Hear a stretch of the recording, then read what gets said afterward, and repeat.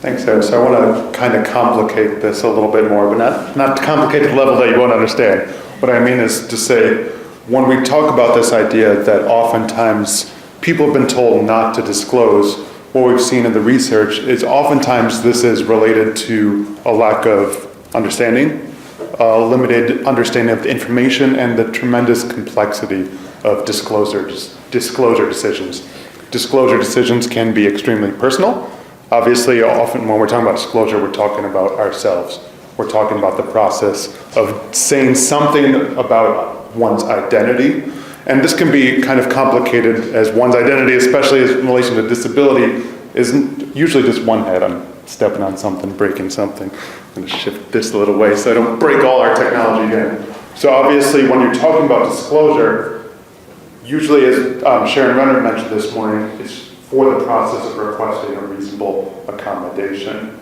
But it's more than that too. Oftentimes we want our coworkers to know about aspects of ourselves, our past, our current needs, as well as how it might impact what we bring to a workplace situation. Things like race, gender, and culture can also impact one's decisions to disclose, as well as some of the outcomes as well. We know that, for example, from the EEOC, they release data every year about some of the outcomes of decisions related to the Americans with Disabilities Act. And for example, racial ethnic minorities, women, and other groups often face dual accounts of discrimination. Just when someone encounters disability discrimination, it doesn't mean that all their other personal traits go out the door. Does that make sense? So oftentimes disability discrimination can be more complex and is related to our other aspects of identity. We also know that other factors might impact both one's decision to disclose as well as some of the outcomes. For example, in a workplace culture, oftentimes if we see it being more flexible, organic in the nature of the work, oftentimes that might be a situation where people are more likely to disclose. As Sarah mentioned, one of the factors on the individual level that can easily impact someone's decision is if they kind of perceive it as disrupting the workplace. Whatever that culture is of the business, if it seems kind of out of the ordinary to disrupt it, we've seen from the research that oftentimes people don't want to be seen as that disrupting force. But when organizations actually approach this with things like, for example, telework might be more of a norm, we tend to see from the research that they are more likely to have people disclose information as well as request accommodations. So it kind of goes hand in hand. If you invite disclosure, people are more likely to disclose. If you create an environment that people are more likely to be accommodated, people are more likely to feel comfortable about this. Obviously, this is taken from the research, and there's a tremendous diversity in the types of businesses, the types of works. One approach does not work for everyone. The necessity of deciding accommodations is based on an individual basis, on a case-by-case basis. As Sharon Renner says, you're going to get in trouble if you kind of get this perfect roadmap as an employer of how to always decide the accommodation process and how to host interactive dialogue. It has to be individualized necessity. As a kind of a point of necessity, as well as businesses too. There's a tremendous difference in what a workplace culture might look like. For example, if you're in a shift work type job, if you're in a customer-facing, service-oriented type of work, there might not be room for something as flexible as telework, obviously. So the nature of work obviously dictates the ability to facilitate reasonable accommodation. The last factor that really impacts disclosure is on the social side. Stigma and discrimination is so strong related to disability that even experienced disability advocates may still not want to disclose. Even people who have kind of a close understanding or intimacy at certain times might not always want to talk about it. When we talk about disclosure as a legal process, it's specifically for requesting a reasonable accommodation. But oftentimes people may disclose for other reasons at other times, but not always want to in that certain instance. So I think it's important to differentiate when we're talking about disclosure in terms of the legal sense. It's specifically to acquire an accommodation. For some people, disability identity can be a strength. So often people may disclose to help reduce stigma. Oftentimes, disability may be talked about as a personal attribute, something that's been discussed as something that gives an individual their personal identity, strength, or even sometimes specific qualification for a job. Oftentimes, we've seen accounts of people talking about disability and, for example, navigating complex situations that often is required by the nature of one's disability, can often be a strength when talking about disclosure situations. So the next question is kind of the impact of information. How do we do this effectively? And how do we get people the right information so they know how to handle these kind of tricky or complicated situations? The truth of the matter is that many of the people who need the information most might not be here today. Many people who need to know about the ADA and related laws don't actually know about it. We see even 30 years after the implementation, the signing of the Americans with Disabilities Act and law, that there continues to be knowledge gaps in many areas of the way the ADA impacts different groups. Even though people might be loosely aware of it, specific parts of it, such as the interactive process that we all learned about this morning, might be a little more complicated, and there may be kind of misinformation and limited understanding in many groups. We also know from our research a little bit about the type of effective information that's out there for actually instigating change within an organization. We've seen that focusing only on legal processes often discourages people from requesting or receiving accommodations. So when information is provided, it needs to connect to the broader social goals of the Americans with Disabilities Act and legal processes. When disclosure is just seen as a legal complexity, it often can be a deterrent for having those sort of meaningful conversations that lead to lasting importance, as well as seeing disability as an aspect of diversity. So knowing the legal rights and social goals of the ADA and disability rights laws creates a workplace disclosure, a workplace culture that may be open to disclosure, especially for places that have had limited social contact with people with disabilities. Even though all workplaces have people with disabilities, oftentimes they may be invisible. Oftentimes people with disabilities might not be as vocal as talking about it. We know that as businesses and people get more exposure in general, it seems to lead towards a more accepting environment. We seem to have the situation where when people are more exposed and out and connected to people with disabilities, oftentimes these are the environments where people are more likely to talk about it. I think it seems pretty rudimentary when you say it out loud, but the research is kind of showing these trends over years. One complexity with that about kind of the stigma related to disability, though, is we've also seen situations where when businesses only get the legal side of it, or if they're only exposed to people with disabilities on kind of a superficial level, it hasn't actually impacted people's decision to treat disability as a civil rights issue. So unless you really understand that social complexity, the idea of disability as a personal identity or attribute, oftentimes that hasn't been enough to change people's minds and impact disclosure decisions as well as reasonable accommodation. So to kind of conclude that point, there's a lot of information about the ADA and disclosure out there, but it's really important to find the right information, especially for an individual basis, because not every individual, even with the same impairment, needs the same accommodation, and not every business is the exact same too. Even if you're in a similar industry, there may be a necessary decision to look at this more of a case-by-case process to make sure that it works within a workplace culture. To bring this a little bit more life, we've had enough talking at you, and we'd like to talk with you.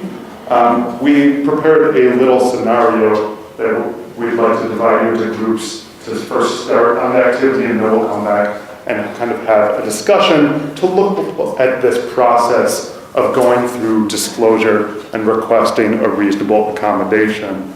On your tables, we passed out a printout of what's on the screen, as well as 6 different roles of people who might be involved in the process of deciding, granting, and facilitating a reasonable accommodation. What we'd like to do is read the scenario And then have, within your small groups first at your table, have a brief discussion to talk about how this process might look like for each of those roles separately. So I'd like to start by just reading the scenario out, then we'll give you about 5 minutes to talk amongst yourselves, then we'll come back as a table to kind of share the complexities of this process. And the goal of this is to really show much more than the legal side about what this looks on the human side to actually go through this discussion process of facilitating accommodation. Only 2. Do we have?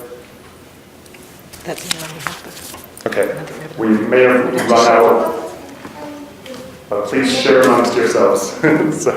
Sorry about that, thank you. So here's the scenario. Jesse has chosen to share information about his disability with his mentor at a manufacturing plant. He has decided to tell his mentor, Joe, about his poor reading skills and difficulty comprehending the new equipment training manuals. Jesse believes it is essential, he tells Joe, because he will need to miss work to attend training sessions that demonstrates use of the new equipment and verbally present the new information. So now, think about what it is about yourself or your disability that may need to be revealed to different people involved with your work, and why it would be important to reveal information to this person about your disability. So take about 5 minutes to think about through that and begin that discussion looking at those different roles with your group. And then we'll come back together.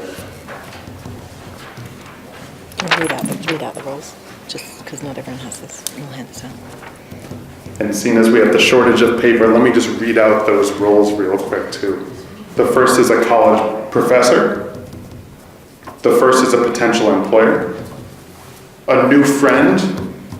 A community member. A family member. Or a disability support service worker or coordinator.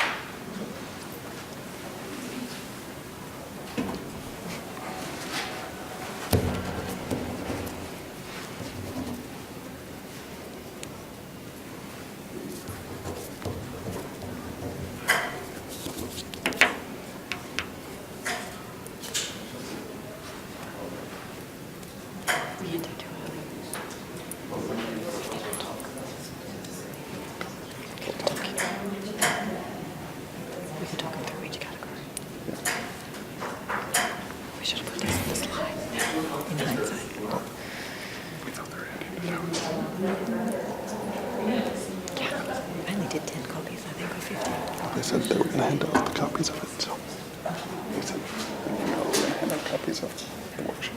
Yeah.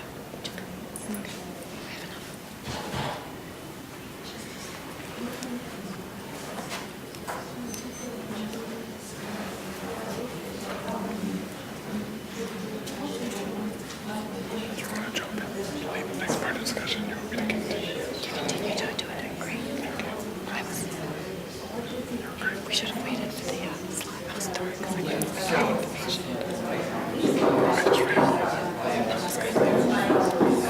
I think I went too fast because I didn't want me to just chill. I was trying to like balance. And I was trying to awkwardly not stand behind you. I was even staying behind you like, okay, I feel really weird now. It's like lurching. It's a very awkward space to do it, especially as we both tend to move a bit. Right, they're talking. This is good. So let's do talking. Let's do 10. 10 minutes. Yeah. And then, Should we float? no, I think we're good. Floating is weird. It's big clouds. Do you recognize this? No, I do. Oh no, maybe I do. she's PTI. Right. Remember. Actually, quite a few years, right?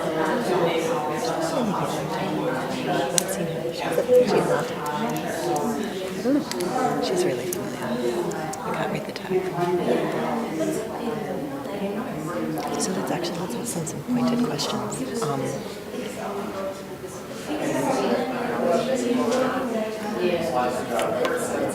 Like what information would you give?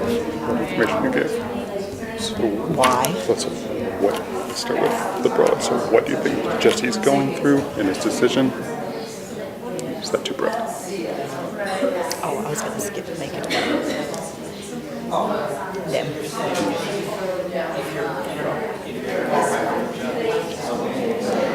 How does it differentiate?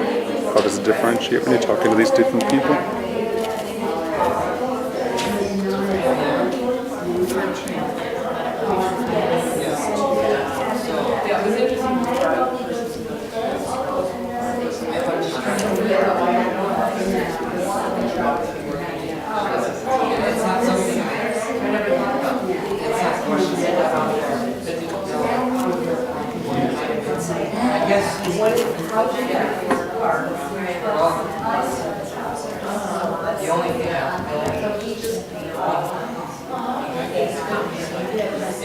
What's our starting question?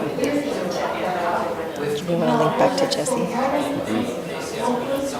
So let's start with Jesse before we move into discussion. This is really more broadly. So what do you think the issues are that Jesse's facing? Just that. And then would this, because his is invisible, right? So would this, we can follow up, would this be different? I mean, I think it's just would it be different if Jesse had a visible disability that he discussed? They're the two questions. And then move into their questions. The only reason. So what are the issues Jesse's facing? So, Yeah, would this be different if it was a visible disability or a stigmatized one? yeah. I mean, Sharon kind of set us up for that, like like someone who has incontinence or, I mean, HIV/AIDS, like something that's like more highly stigmatized.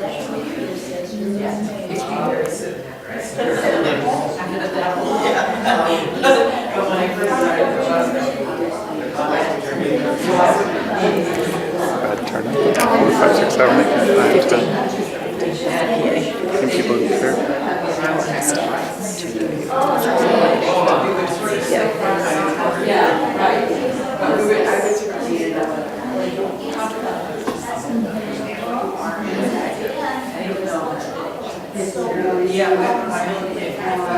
The problem with this is that it assumes people are in work.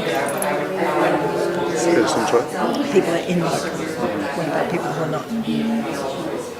Because that was the question that was asked the pre-step. How do you even know until someone is prior to getting that? And also what happens when you encounter discrimination. That is, I think, part of the point. Because what happens if you're asked that straight question During the interview. you can ask that event.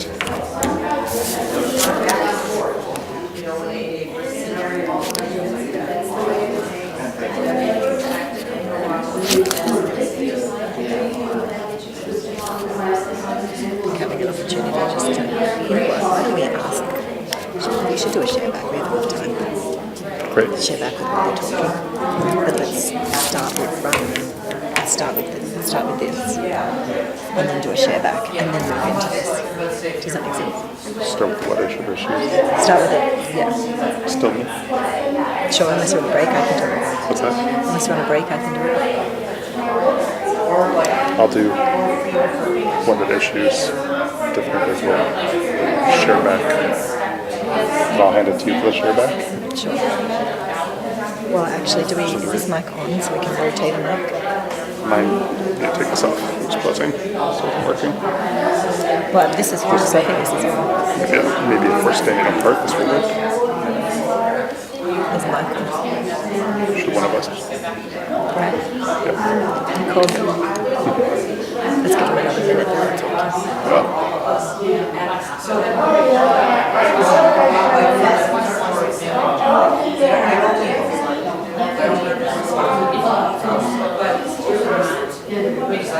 Wait till you hear it. Where are they going? I don't know if they're going to have it. Should we wrap them up? We don't have any more slides, right?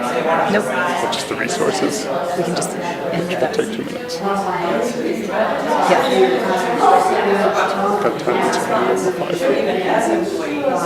Yeah, because like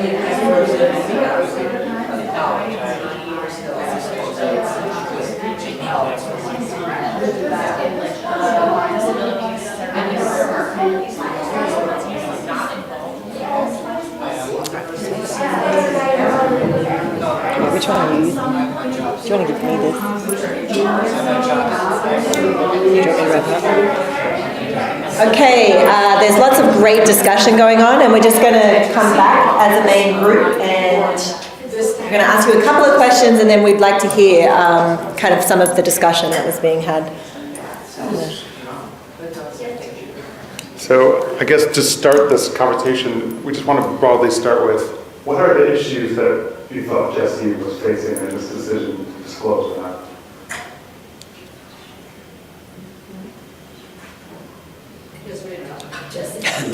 That's absolutely fine. We're hoping to move into even better. So what are some of the issues that you talked about in relation to yourselves?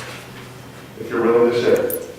Okay, well, we went around the table and asked, you know, were you an employee, were you disabled, what was, you know, do you care to disclose your disability to us, and what were our problems? So we have, you know, some people who, because of their disability, never had a job before. We have other people who were worried about their disability insurance.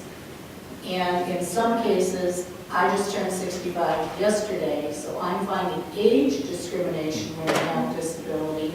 Plus my son, who just graduated from a very prestigious college and is on the autism spectrum, the way you get a job now has changed so much that it's impairing, but no one's talking about that. So the way it goes now is, let's say, for a potential employer and someone new in the job market, who may even have some experience, the first thing now is your resume goes through a computer, basically.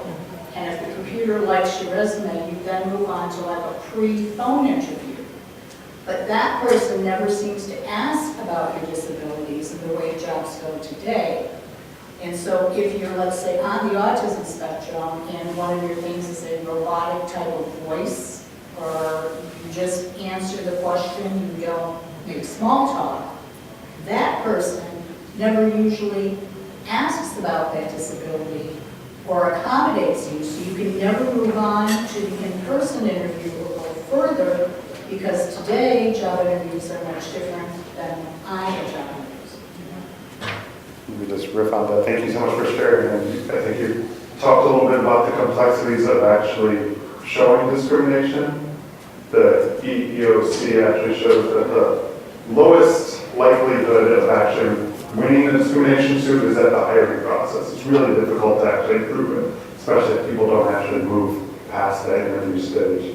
And there's maybe two different parts you were talking about in the pre-employment stage, where this interactive process of talking about one's disability might come up. First, there's the, before you ever get in the door, there's the kind of shifting way that people are applying for jobs.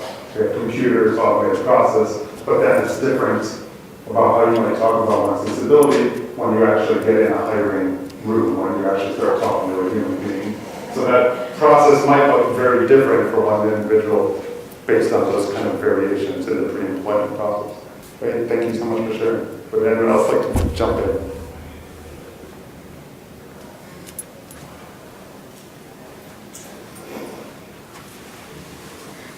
My name is Samiksha Adhikari, and I'm a software developer. So my question is regarding potential employer. So as she already, I don't know your name, but she already told about the hiring process in today's job interview hiring process. So resume goes through the computer, and then like we talk to the recruiter, and then we have like on-site interview. And if we qualify in all those stages, and with meeting with hiring manager, like if we disclose about our disability, then like what is the implication? I mean to say, if we pass through all of these stages, hiring stages, and if the hiring manager knows about our disability, then like he might not be interested in me because of my disability rather than my qualification. So what do I do in such like scenario or context? So my question is that. Thank you so much for your question. I think honestly, it'd probably be more interesting to hear feedback from your peers with the situation. Instead of the legal side, maybe it'd be useful to talk through the kind of cultural process. What might one face in that situation? What do you all think?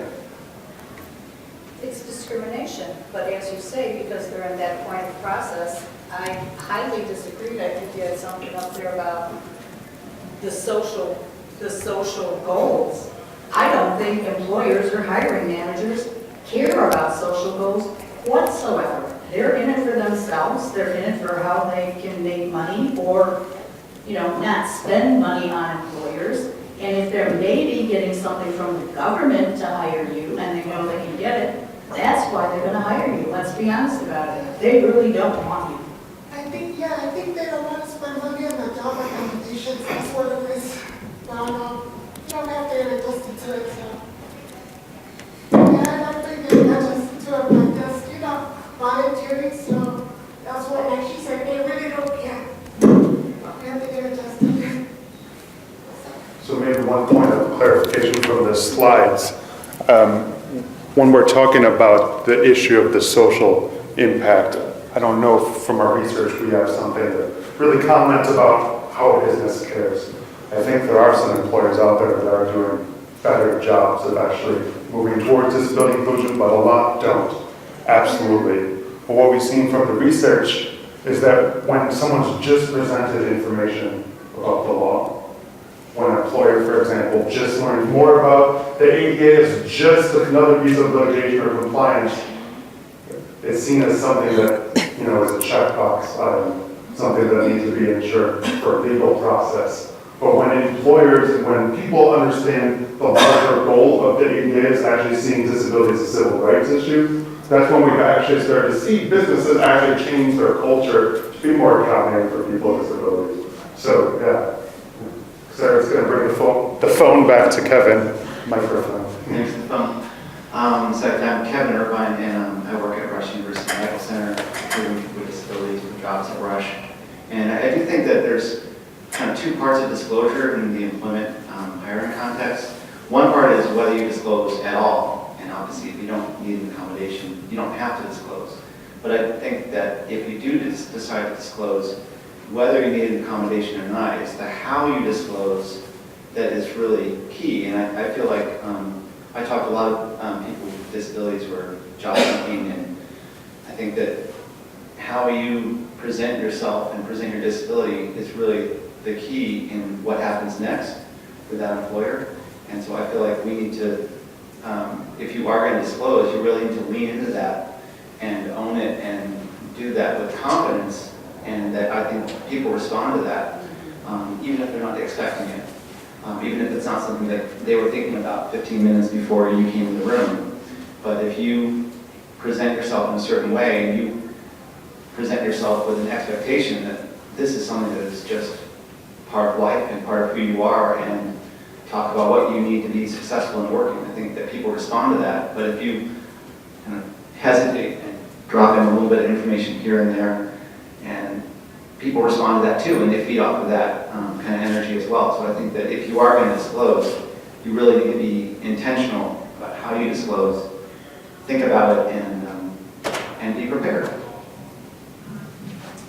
Thank you. That's a good point, and also goes to what we were talking about when disability is actually framed as diversity, and the strength of disability, the innovation of disability, and the particularly unique skill set that somebody with a disability can actually offer. When it's framed in that way, as you said, employers are much more responsive. They won't always be. I mean, we know what happens. They will not always be, but they're more likely to actually mirror that same approach that you are actually coming to. So actually owning the disability and the disability identity, being part of a community of disability, rather than taking like this welfare approach or this legal approach, it can make a difference in terms of how you disclose, and also at what point you choose to disclose as well. I think there was a question.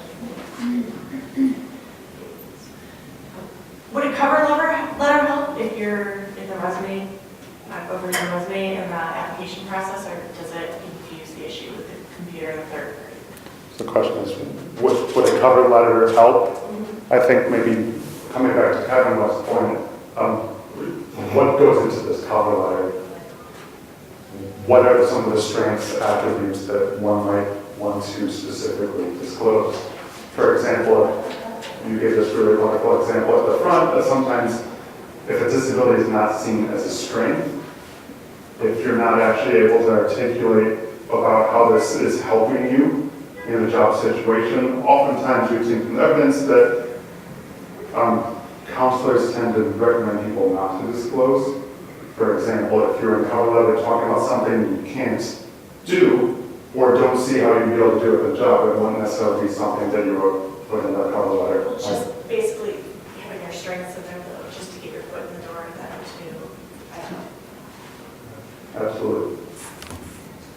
I have a part question, part comment on this, but I work with a group of participants that are largely invisible disabilities, although it's not exclusive, and I'm focused on entry-level customer service employment. So we see a lot of these large-scale places, Lowe's, McDonald's, Walmart, any of those, where my participants can definitely do the job that they're applying for, but they cannot pass the interview test. And that's because most of these places have moved over to third-party things. So it's 100 questions of agree, strongly agree, disagree, etc. And they're testing your consistency to get a job at Dunkin' Donuts, which we work one-on-one with a lot of employers, and if I don't have to, I don't disclose for my participants that they have a disability, and most of my employers would never know that they do. But we're losing that ability to place directly, because if my participants can't pass the test, they can't even get into the interview with the person that knows my organization helps. So that's more of my large comment on just the trend towards large agencies going to these third-party vendors, and it's really debilitating to my organization in particular, but a lot of places that would be more willing to help people or employ people with disabilities, because singular managers no longer have that option. My question is, it is becoming a large part optional to disclose on applications if you have a disability or not, and I actually do encourage my participants to disclose. I see it definitely on like a college application aspect, but even in jobs, I see it as something that is civil rights, and that some corporations require a number, a percentage, and that my participants should be bumped up because that is their real thing. It's not clear though if that's being looked at ahead of time or not. And also, would that affect them later on if they choose to request an accommodation and they said no beforehand? So that was very long. My direct question is, do y'all recommend disclosing that on the application side? And additionally, if somebody said no, would that affect them later on in requesting an accommodation? I'm going to do an annoying teacher thing that we do, but not directly answering your question. I think the misnomers of our presentation title was given to us about when to disclose and not disclose, which is not the title we would have chosen specifically for, especially because it's hard to know on a case-by-case basis if it's actually good for one person, if it's good for all people. And there hasn't actually been a lot of good research showing the outcomes of how they can be different. That's really hard to design a research study about that. But I think what I can say is that we've seen discrimination is a little more complicated than just saying, no, we don't take disabled applicants. The stigma attached to disability often can play out in workplace scenarios in ways that you don't imagine when you're applying. Even though one might self-identify as disabled, which is different than disclosure in legal terms. Self-identification is a process usually done by human resources departments, where a person with disability will voluntarily identify as a person with disability because that business might then qualify for additional contracts with the federal government. that's usually in a completely separate personnel file and doesn't actually relate to your process of obtaining a reasonable accommodation.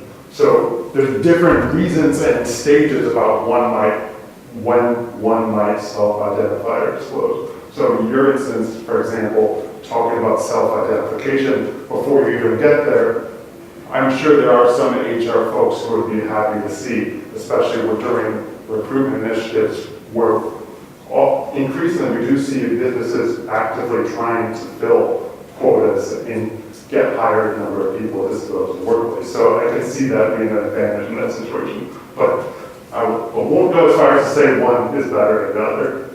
Thank you so much for bringing that up and talking about how you deal with that on a practical level, and that challenge too about how businesses are actually changing procedures. I think that really brings the conversation to life a little bit more. Thank you. I have another question. It's regarding the potential employer. So if my disability is physically located and same, then in my context, what's good for me? Either to disclose at the beginning of while applying the application or not? So the question is, you're asking about the difference between if your disability is visible, if it's physically apparent to the interviewer at the process versus if it's invisible, and how that might impact the decision to disclose. So again, the purpose of disclosure legally is for accommodation. So if you need accommodation during the pre-employment process, so to actually participate in an interview, if you need an accommodation, then you would disclose for the purpose of getting that accommodation to help you during, say, the interview process. Otherwise, it's voluntary to disclose. You actually don't have to disclose. Even if it's visible that you have a disability, you don't have to say, I have a disability. If it's invisible, you don't have to say it either. It really is if you need an accommodation. So there is no requirement to disclose at any point of employment, at any time during your employment work life, unless it is for the purpose of an accommodation so that you can actually do your job. Does that make sense? Yeah. I think there was another question.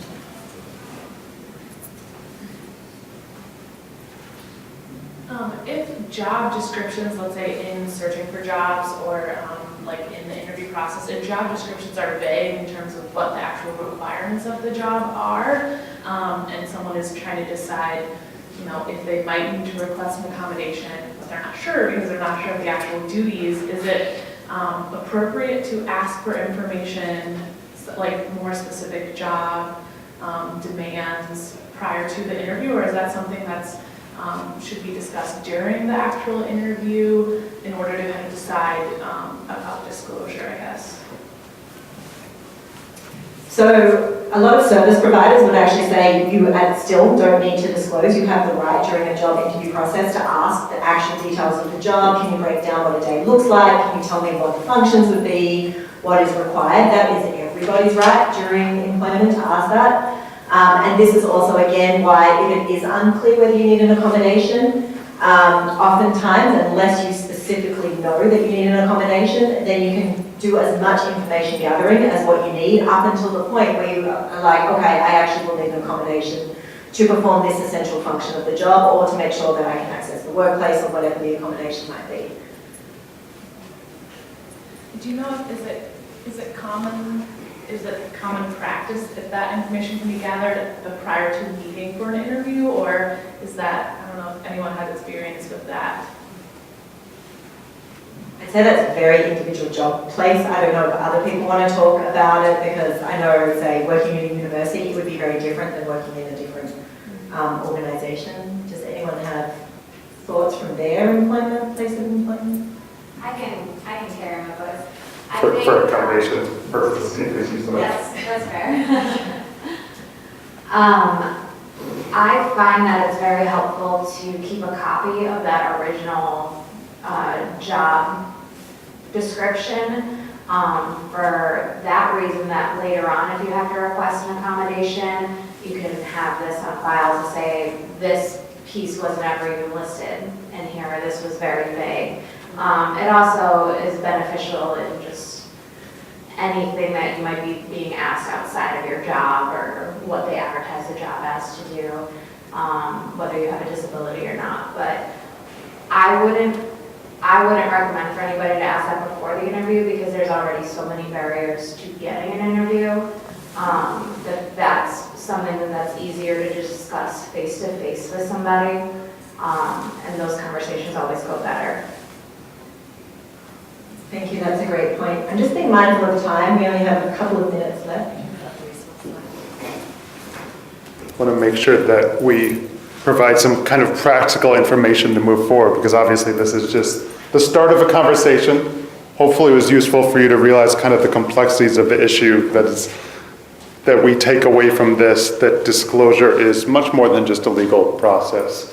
It impacts individuals, coworkers, the employee, the larger organizational structure, as well as a sense of personal identity and pride. One of the key barriers, as we mentioned, is having people specifically understand their rights, to understand how to go through this interactive process, as well as the process of disclosure, how it might differentiate for you as an individual basis. And we provided a few resources that are kind of vetted. As we mentioned, it's very important to make sure that you're getting your information from the right source.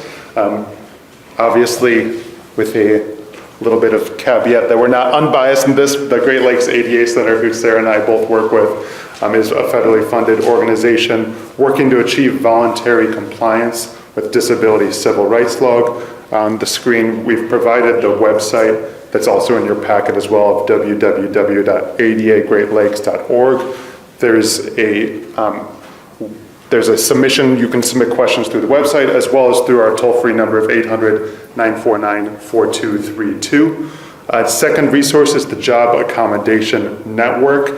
The Job Accommodation Network at www.askjan.org is a national resource where not only do they provide a number of common accommodations for specific disabilities, but they also have a hotline to talk about the accommodation process. Because sometimes, as we mentioned, disclosure, oftentimes it's for the process of specifically requesting accommodation. We find that sometimes individuals don't know what they need. Jan is a resource that can really come in that situation. We heard from the Equal Employment Opportunity Commission this morning at www.eeoc.gov. They have a lot of wonderful resources specific to disability. And the last resource we really want to mention is the Office of Disability Employment Policy, or ODEP, in the Department of Labor, which has a number of toolkits specifically for service providers, people with disabilities, to learn more about their rights as well as to better prepare for these workplace scenarios. As we mentioned, we apologize, we're researchers. So a lot of what we're talking about comes from what we know from the available research evidence. We've provided some links to our ongoing research projects with the Great Lakes ADA Center and the ADA National Network, which informed a lot of our talk today. Thank you. Thank you very much for your time. And thank you for your participation.